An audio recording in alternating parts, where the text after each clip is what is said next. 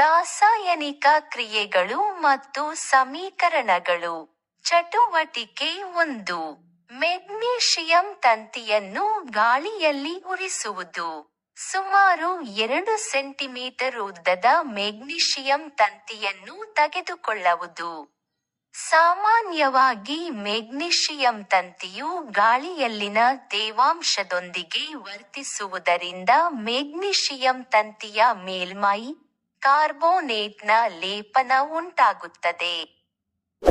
Magnesium ಕಾರ್ಬೋನೇಟ್ನ ಲೇಪನವು magnesium hydroxide ಮತ್ತು magnesium ಕಾರ್ಬೋನೇಟ್ನ ಮಿಶ್ರಣವಾಗಿರುತ್ತದೆ.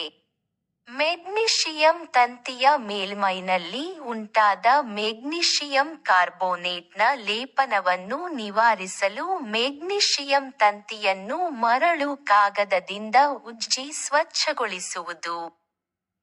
ಇಟ್ಕಳದ ಸಹಾಯದಿಂದ magnesium ತಂತಿಯನ್ನು ಹಿಡಿದುಕೊಂಡು ಮದ್ಯಸಾರ ದೀಪ ಅಥವಾ ಬರ್ನರ್ ಬಳಸಿ ಉರಿಸುವುದು ಮತ್ತು ಉತ್ಪತ್ತಿಯಾದ ಬೂದಿಯನ್ನು ವಾಚ್ ಗ್ಲಾಸ್ನಲ್ಲಿ ಸಂಗ್ರಹಿಸುವುದು. ಮೆಗ್ನೀಸಿಯಂ ಪಟ್ಟಿ ಪ್ರಕಾಶಮಾನವಾದ ಬಿಳಿಯ ಜ್ವಾಲೆಯೊಂದಿಗೆ ಉರಿದು ಬಿಳಿಯ ಪುಡಿ ಉಂಟಾಗುವುದು. ಉಂಟಾದ ಪುಡಿಯೇ ಮೆಗ್ನೀಸಿಯಂ ಆಕ್ಸೈಡ್. ಮೆಗ್ನೀಸಿಯಂ ಆಕ್ಸೈಡ್ ಪುಡಿಯು ಮೆಗ್ನೀಸಿಯಂ ಮತ್ತು ಗಾಳಿಯ ಆಕ್ಸಿಜನ್ ನಡುವಣ ಕ್ರಿಯೆಯಿಂದ ಉಂಟಾಗಿದೆ.